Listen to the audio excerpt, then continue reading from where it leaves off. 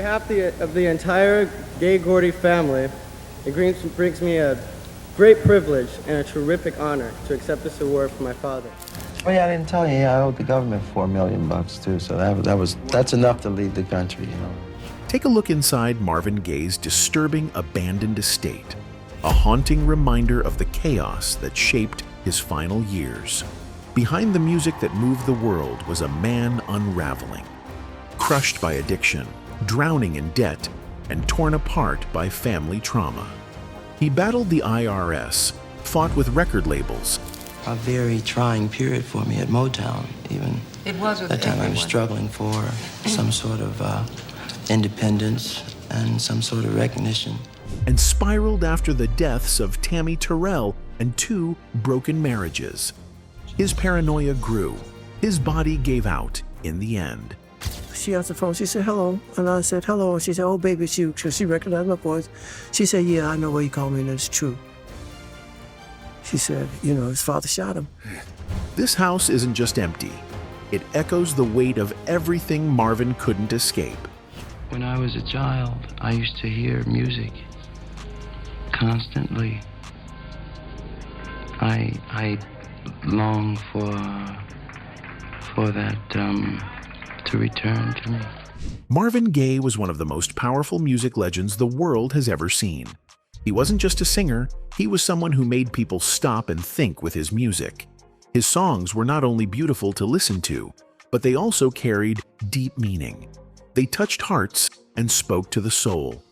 Marvin was born on April 2, 1939, in Washington, D.C. His family lived in a poor area inside the Fairfax apartments. These apartments were small, broken down, and crowded with many families. The buildings had no electricity or running water. Life there was hard. Marvin and his friends called the neighborhood Simple City because it felt half like living in the countryside and half like being in the city. But we had a religious father, so we couldn't we couldn't start fights. And there was no cussing.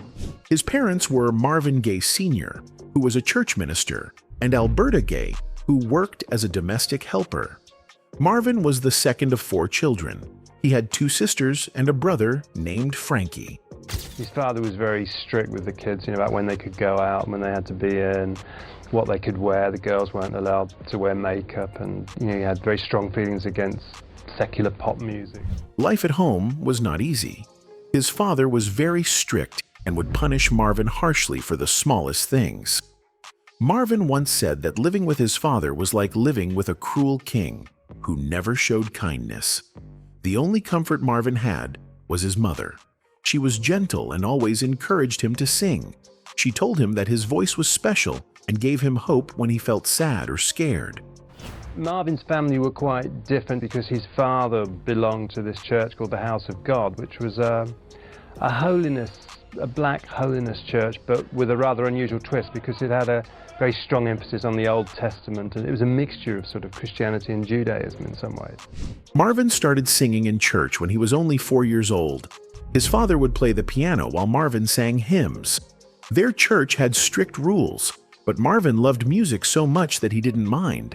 Singing made him feel free and happy. At the age of 11, he sang "Be My Love" during a school play, and everyone was amazed by his voice.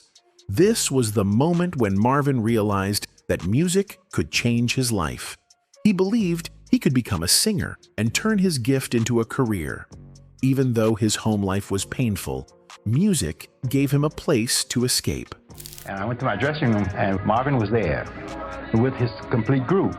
And Marvin approached me and said, Mr. Fuqua, I love your group, and we can really sing. Could you help us? At school, Marvin joined the Glee Club and quickly became one of the best singers there.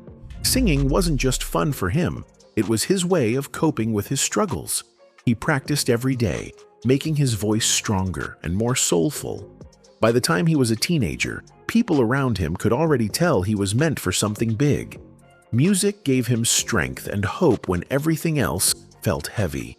It was his safe space, far away from his father's anger. Marvin Sr. was getting invited to these preaching engagements because he would take along Marvin Jr. and Marvin Jr. would sing in these churches and these conventions, and people liked Marvin Jr. and Marvin Jr. was getting attention. When Marvin entered the music industry, he was ready to break free from his father's control. In the 1960s, he joined Motown Records and began creating hits. His first big song, Stubborn Kind of Fellow, made him famous almost overnight.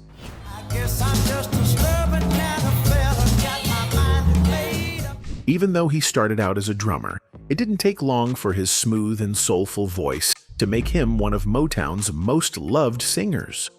By 1973, he was recording unforgettable duets with Diana Ross and producing his own records. Marvin even learned to play almost every instrument in his songs, showing that he was more than a singer. He was a true game changer in the music world. But while his music career was rising, his personal life was full of problems and secrets.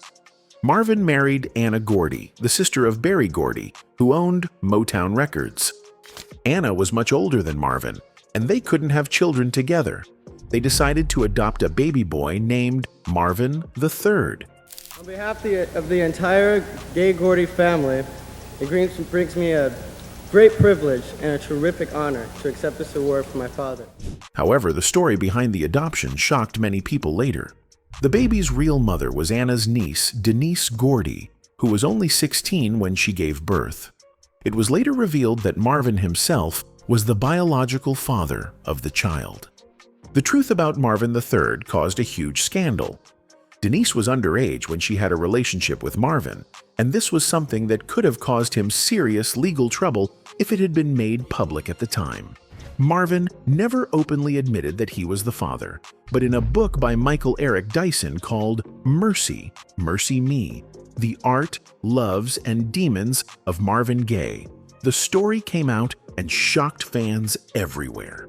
Despite this complicated situation, Marvin stayed married to Anna for a while. Their relationship was passionate, but also very troubled. Marvin once told a reporter that he could never be controlled, not by a wife, not by a manager, and not even by a record company. He described himself as a ram and a rebel, someone who had to live life his own way. This attitude put a lot of pressure on their marriage, and in 1975, after 12 years together, Anna Gordy Gaye filed for divorce. Alimony payments were just too expensive for Gaye. 1 year after his divorce from Anna Gordy, Marvin was drowning in money problems. The alimony payments were too high for him to keep up with. Reports said he owed his ex-wife about $600,000. On top of that, he also owed the government back taxes. With no way to pay, Marvin had to file for bankruptcy. It was a hard time for a man once on top of the music world.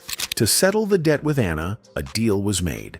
The first $307,000 would come from the royalties of his next album.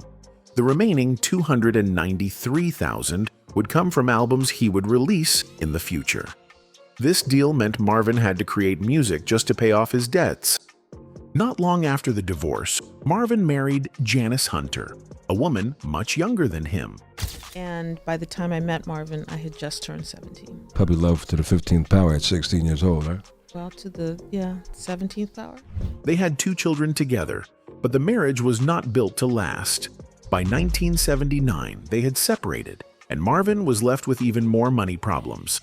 Now he had alimony payments to 2 ex-wives, along with huge debts hanging over his head. His personal life was messy, and the stress was piling up. Yet out of this difficult period came inspiration. Marvin would soon create an album that would help him pay off some of what he owed and also become one of his most powerful works. While all this was happening, Marvin's mind and heart were in a dark place. He was still hurting from the end of his marriage to Anna, but that was not his only pain. He was deeply grieving the loss of his singing partner, Tammi Terrell. Together, they had made timeless songs like Ain't No Mountain High Enough.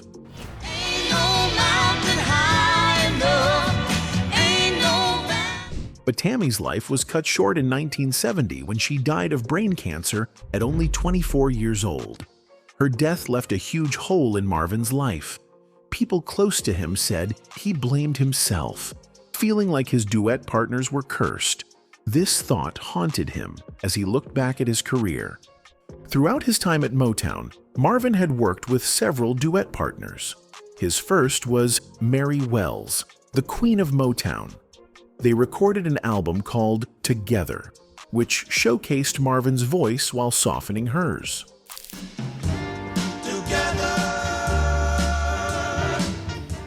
After that project, Mary left Motown. Next, he was paired with Kim Weston, and they created the hit It Takes Two.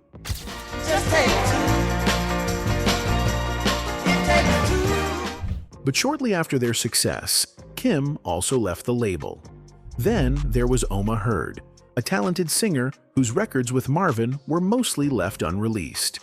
But none of these partnerships matched the magic he shared with Tammi Terrell. When she died, Marvin lost not just a partner, but also a close friend. By the time he began working on What's Going On, Marvin was deeply depressed. His friend, football star Mel Farr, said Marvin stayed locked inside his house, avoiding the world. He had also started using heavy drugs, which made his mental state worse. The world outside added to his sadness. The news of the National Guard killing 4 young students at Kent State University shook him to his core.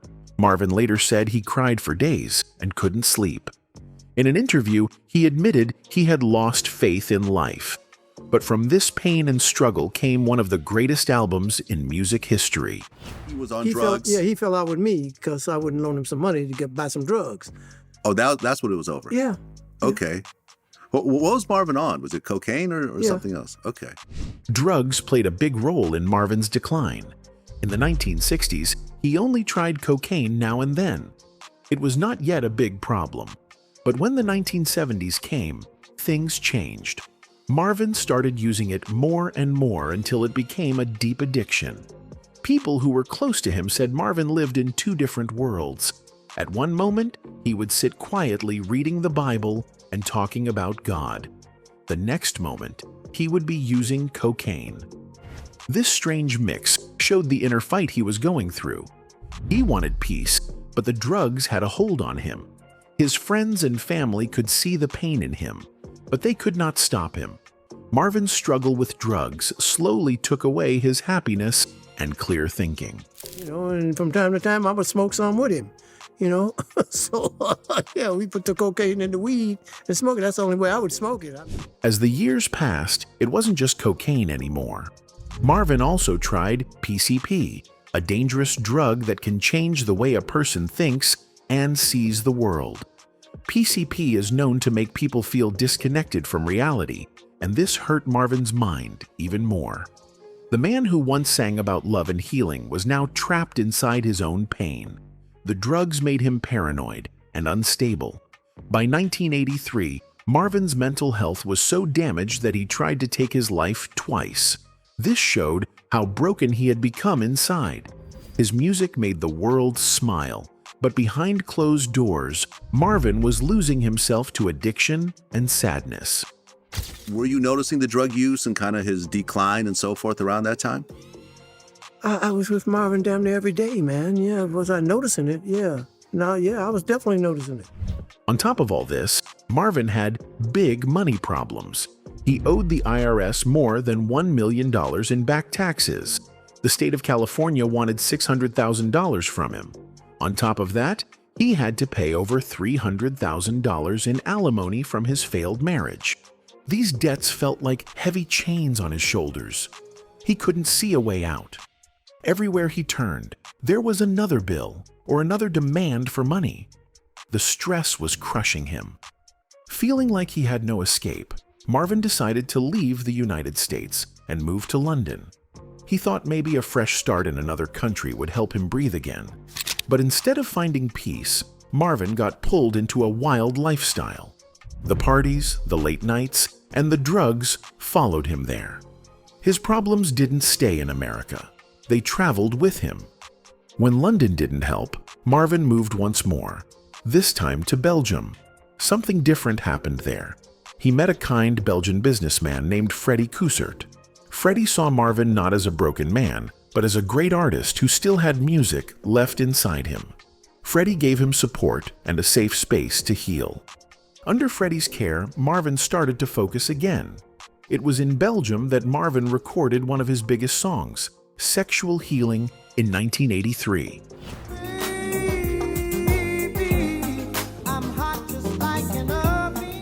The song was a huge hit and brought Marvin back into the spotlight. People thought he was finally coming back to life. But behind the scenes, his debts were still haunting him. Even with the success of Sexual Healing, the money problems didn't disappear. His personal life was still a storm. The music gave him light, but the darkness was never far behind. Around this time, Marvin also had a painful fight with his record label, Motown. He worked hard on his album In Our Lifetime, pouring his heart into it. But Motown released the album without his permission. They even changed the title and removed the question mark Marvin put there. To him, that question mark was everything. The title asked, "Is the world coming to an end in our lifetime?" Without the question mark, it lost the meaning he wanted.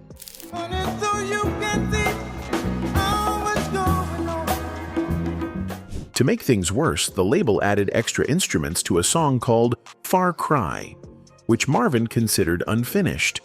A very trying period for me at Motown, even. It was with that time I was struggling for some sort of independence and some sort of recognition. He felt betrayed, like his voice and vision didn't matter. This fight with Motown broke a piece of his spirit. He felt like even his music, the one thing he still loved, was being taken away from him. By 1983, Marvin knew he couldn't avoid touring anymore. His debts were too big. He said something chilling to his friends. Going on tour might end him. But he had no choice. In April, he started the Sexual Healing Tour in San Diego. On stage, he wore a red, military-style jacket with shiny gold buttons. He looked like a star, but inside, he was crumbling. The tour was supposed to save him, but it became a nightmare. The pressure was too much for his weak body and troubled mind. Each show left him more tired and more scared. As the tour went on, Marvin's fear grew worse. He believed people were trying to hurt him. He hired bodyguards, not for show, but because he truly thought his life was in danger. He even made his sister hand him water on stage because he was afraid someone would poison him. His paranoia swallowed him whole. Instead of enjoying the music and the fans, every concert felt like walking into a trap. His smile on stage hit a man who was falling apart inside. The heavy stress broke his body. One night during the tour in Florida, Marvin collapsed and had to be rushed to the hospital. His body couldn't take it anymore. The doctors helped him recover, but Marvin was done. He decided to end the tour early and go back to his family home, hoping for some peace. But home was not peaceful. Old family problems rose up again and only added to his pain. The tour that was supposed to save him had pushed him closer to the edge. Marvin's fear came true. Instead of saving his life, the tour drained it. It left him lost, tired, and broken. A man fighting battles he could no longer win. His dad wore women's clothes and struggled with alcohol. Marvin's childhood was not easy. He grew up in a strict home under the watch of his father, Marvin Gaye Sr., who was a tough Pentecostal preacher. His father believed in harsh rules and heavy punishments. The house felt more like a place of fear than a place of love. Marvin wanted to please his father, but no matter what he did, it never seemed to be enough. His father's discipline went beyond normal parenting. It was cold, and it left scars on Marvin's heart that stayed with him his whole life. He was a very peculiar habits, such as dressing up in women's clothes and wearing his wife's, nylons and underwear and things like that. But there was more to Marvin's father than just being strict. Behind closed doors, he struggled with his own secrets and problems. Marvin's sister, Ziola, later shared that their father secretly wore women's clothes and often battled with alcohol. He's just the type of guy that everybody would say, well, they would have to stop and look. And of course, with some certain dress codes or whatever, you know, kids going to look at you and say, well, look at him. Why is he wearing this? And why is he doing this? But that's just Mr. Gaye. When he was sober, he could be calm and even gentle at times. But once he drank, everything changed. He would become distant, angry, and bitter. Some people in the family still believed he wasn't truly a bad man. But for Marvin, the pain of living under such a confusing and harsh father was something he could never forget. That mix of fear and hurt followed him even as he grew into a famous musician. As Marvin got older, the tension with his father did not fade. When he moved back into the family home, his father had gone on a business trip to Washington, D.C.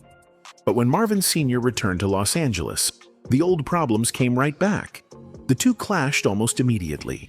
Their fights became so bad that Marvin's two sisters decided to move out of the house just to escape the constant arguments. It was clear the relationship between father and son had been broken for years. In a 1985 interview, Marvin's sister Jean said that their father often repeated a chilling threat. If Marvin ever put his hands on him, he would kill him. Those words would later prove to be more than just talk. She answered the phone. She said, hello. And I said, hello. And she said, oh, baby, it's you. She recognized my voice. She said, yeah, I know what you called me, and it's true.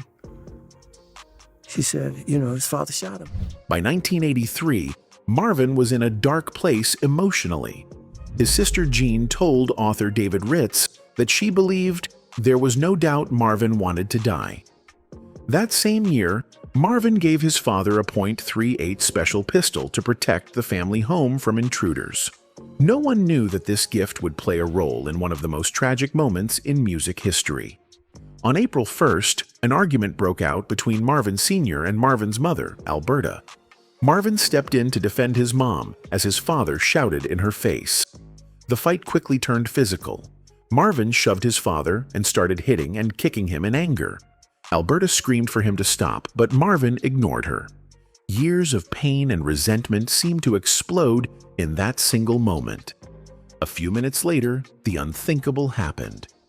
Marvin Sr. came back into the room with the very gun Marvin had given him months before. Without hesitation, he shot Marvin twice in the chest. Marvin's brother Frankie and his wife Irene were staying in the guest house and rushed to the scene after hearing the gunshots. Frankie held his brother as he lay bleeding. He later said that Marvin's last words were haunting. "I got what I wanted. I couldn't do it myself, so I had him do it. It's good. I ran my race. There's no more left in me." Frankie and other members of the family believed Marvin may have provoked his father as a way to end his own suffering. Jean said her brother's actions might have been his way of escaping his pain, freeing his mother from years of abuse, and punishing his father by ensuring he would live the rest of his life with regret. For those closest to Marvin, his death felt like the final chapter of a lifetime filled with struggle and heartbreak. On behalf of the entire Gaye Gordy family, it brings me a great privilege and a terrific honor to accept this award from my father. When Marvin died, he did not leave behind much money or property. What he did have was his music. His songs, his name, and his story became the most valuable things in his estate. California law made sure his 3 children would split his estate equally. But first, all of Marvin's debts and taxes had to be paid. The people managing his estate worked hard to protect his legacy. Through smart planning and marketing of his music, they paid off the debts and turned Marvin's work into millions of dollars for his children. One of the biggest moments for his family came decades later. In 2013, Robin Thicke, Pharrell Williams, and T.I. released the hit song Blurred Lines.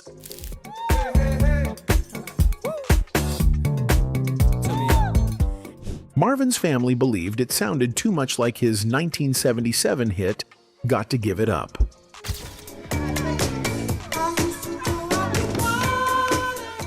The singers who made Blurred Lines took the fight to court, asking a judge to rule that they hadn't copied Marvin's song. Marvin's children fought back, saying their father's work had been stolen.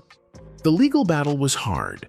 Marvin's kids had inherited the rights to his songwriting, but not his performance rights, so the actual recording of Got to Give It Up couldn't be used in court.